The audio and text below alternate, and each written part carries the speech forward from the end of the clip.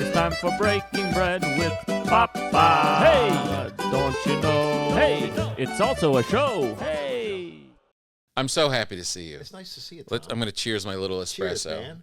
Great to see you. Great to see you. This really means a lot. Agreed. Thank you for having me. Yeah, because we have this funny relationship of being babies together, comedy babies together, and as we'll talk through, you jumped out and started getting jobs, but we were always kind of like in that rare moment of the beginning, kind of a thing, and although we've gone different paths and done stuff, we've always kept tabs. Yeah. And every once in a while, I remember distinctly when I was trying to get a sitcom off the ground, and that was probably 12 years into my career or whatever, and you called out of the blue and gave me some advice and just a little bit of I'm rooting for you. Yeah. And it really meant a lot. And I've always had a deep affection for you. Wow, right back at you.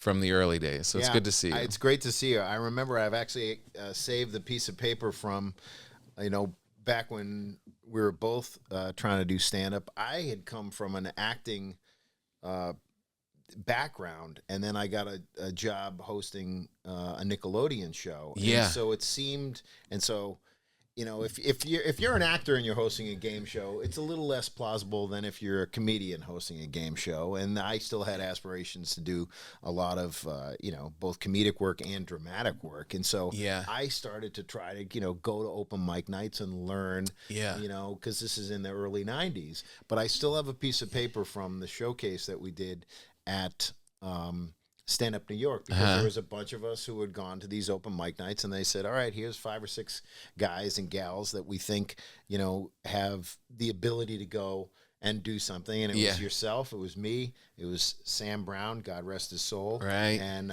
Greg Giraldo, God rest his soul. I'm crazy. Just, really, really talented guys. And then there was Sandy Marks. Marla Schultz. And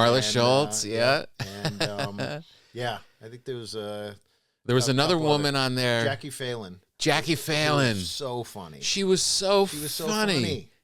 And I don't think she stayed in it. No, I don't think. But she was great, and she was a great actor. But, Sam was, Sam ended up becoming a great screenwriter, and he passed away a few years ago, sadly. But I remember he met you, and he's like, you got to meet Tom. You're going to love this guy. Tom is so great. And we hit it off. Then, I kind of, once I started getting more acting stuff, I kind of dropped away from trying to do it. Well, that was the crazy thing, is we all literally showed up, and I didn't realize until I looked at your IMDb that Guts was 92. Yeah. Because I started in 93. Yeah, it was like right there. And for all of us, and that crew was buzzy. Yeah. It was like, all of these people are good. Yeah. And very positive too, and very supportive. Oh, 100%. So it was like something could happen, and then all of a sudden you were on television, and it was like, maybe this can really happen. Yeah, How's he on television? Yeah. You were on the Life with Roger was the first sitcom that I got. I was hosting. So I was hosting Nickelodeon Guts, and then just back then, it really is crazy when you think about it. Back in the early '90s, that you had to hope somebody else helped you break in. You had to, like, if you wanted to do something, you had to write a one-man show, or you write a play and get that put on with your friends, and then casting people had to come see you. And there was a real gatekeepers. You couldn't just 100%. do what people are doing now, which is great. I know. But there was a real thing that you had to feel as if you could break in. There was a very small door, and everybody had to get through it. Right. And not everybody could. All these talented people. And not only that, it was kind of funny, because then what is unique about that group, right? Yourself and Greg and Sam and the folks who went on to work, Marla too, just so great, is that, like I said, how positive they were, because there were people. Yeah, you're right. I remember because I'm sure that we go to stand up New York, and then they throw you a gig. All right, somebody needs to come here. Yeah. Would you come? And you open it. I remember I did like 10 minutes, and it was not good. And then I was excoriated by this woman who came up, who basically did her first 15 minutes was trashing what I had just done prior to that. Oh, really? And, yeah, and that was pretty much might be the last time I did, sort of did stand up. I was just like, wow, this is the opposite of the vibe that I need to be around. Oh, really? So I went to the, joyful world of show business and Hollywood. Everyone's just nice. Everyone's just nice and supportive. Yeah. You're right, though. I mean, now that you're saying it, it was a very positive, like, fun group. It was, no one had a dime. No.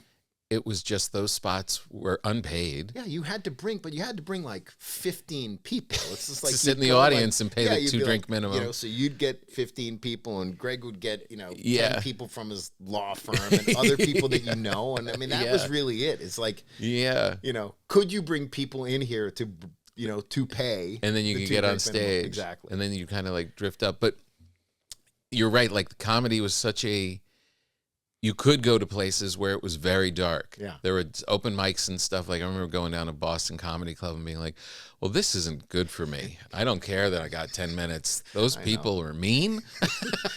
The audience was meaner. Guys, though, man. I mean, there was just like funny guys. But yeah, you had to, it was really like you had to get, hazed to get through. Yes, 100%. And there's a value to that. So when I'm trying to think like back on them, because you bring positive people to those open mic nights and to those showcases. Like, what were you doing for a regular job? I had my mother ran a small advertising agency in New Jersey. Okay. So I was kind of knocking around in there, but I had I grew up in New Jersey, so I had a lot of people around. Right. Like I had. All my high school friends who I was still tight with, and my family. There was a lot of people there. One night, I was a bringer show. No, it wasn't even a bringer show, but it was a rainy New York like Monday night, and it was Kevin Brennan, Greer Barnes, Dave Attell, and me.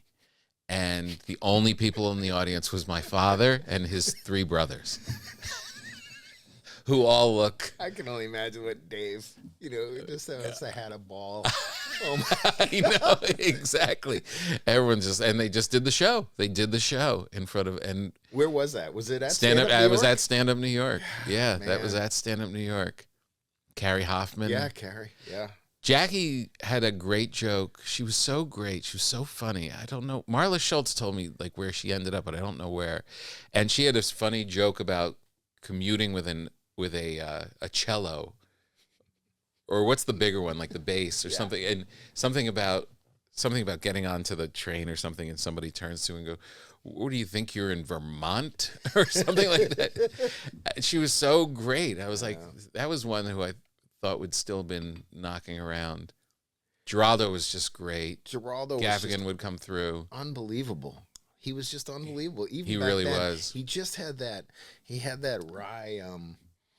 He just had that wry sense of humor. And he was smarter than us. Yeah, he was a lawyer. He literally was. Harvard-educated lawyer. Yeah. Kneel, sit, stand. Do you remember any of those jokes? I said, why are they? I mean, talk about diminishing the Irish situation. And but yeah, kneel, sit, stand. Kneel, sit, stand. The only thing that's causing the problems is the Protestants and the Catholics. The Catholics kneel, sit, stand. Yeah. And he would yell, kneel, sit, stand. I'll kill the fuckers. I'll kill the fuckers. Yeah. It was. Didn't he have a Fantasy Island joke? I don't remember, but he was good. He would do a joke. He would do a joke that was about he's like, I just I was in the bathroom the other day, and I'm not doing my Greg voice, but he's just like, and I'm looking at the back of the Charmin, and it says, any questions, call 1-800-Charmin.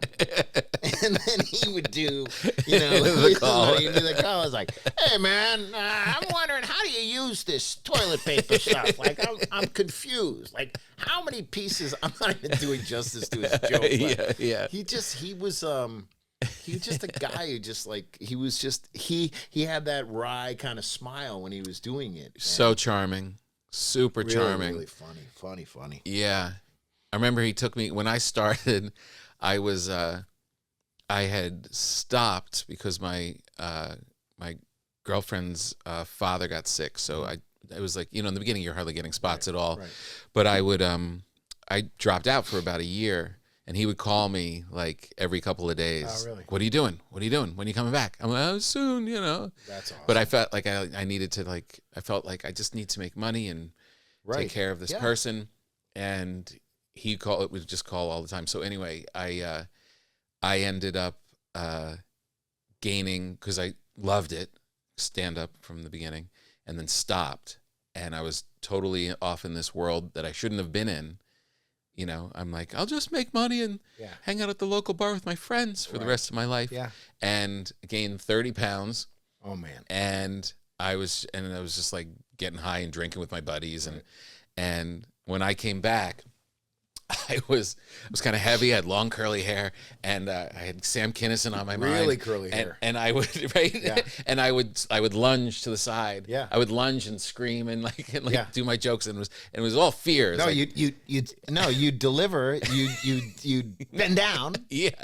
But there was something really fun about that. It was like a lunge. It was like a it literally you'd go into like a lunge, and but I actually thought that was endearing. I mean, that's what it made you unique. Yeah, I didn't. But did somebody say stop doing that? Greg. Wow. Greg said to me one night when I bombed while if it goes well while you're lunging, it's fun. Yeah. If you bomb while you're lunging, you're like, why are you lunging? You're being too physical for this bombing. And he said to me, you have really good material. He said, try and downshift the running around stuff and let them. And it was right. It was fear. Like, you didn't want a break in the act to hear their reaction. He said, just land on it and you'll see those jokes are really good. The audience will give it to you. And it was pretty good. And it worked. And it was great advice, because now at this age, if I was still had to lunge, if that was my thing. I know you would be like, like at a certain point, like, I can't get down.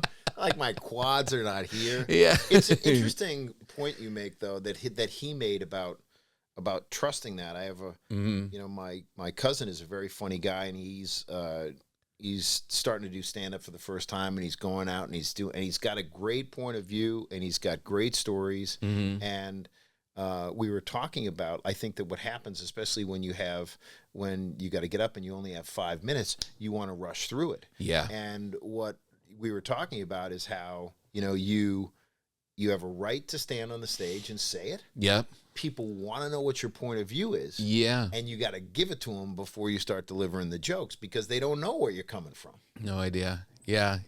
But you're so panicked. That's like trying to tell someone, well, when you jump from the plane, take a moment. Yeah, enjoy it. You deserve to be there. Right.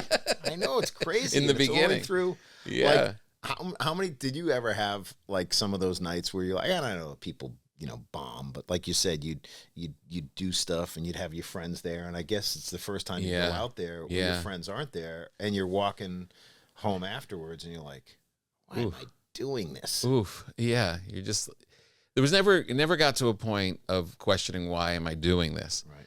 But it was like, what went wrong? Like, what happened? Like, there was no stopping. Right. Like, you could have gotten kicked in the teeth, 3 days in a row, and it's never really happened. I was really good back then. Yeah. I